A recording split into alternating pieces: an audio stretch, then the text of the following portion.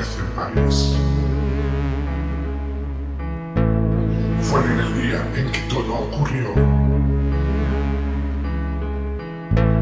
como un sueño de locos sin fin.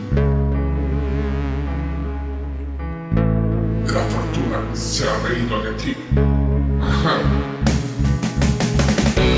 Sorprendido espiando, el lobo escapa aullando y es mordido por el mago del Sia.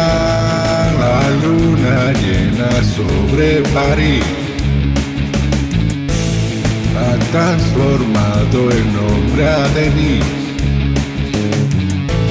Rueda por los bares del boulevard, se ha alojado en un sucio hostal. Mientras está cenando, junto a él se ha sentado una joven con la que irá a contemplar la luna llena sobre París.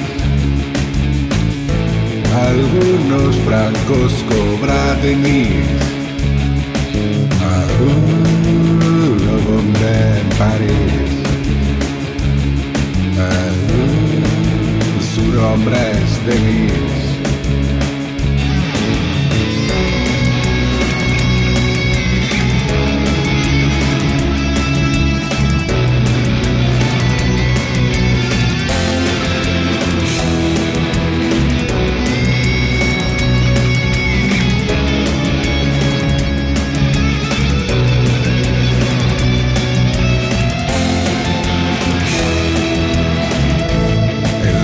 El lobo está en París, la luna llena sobre París.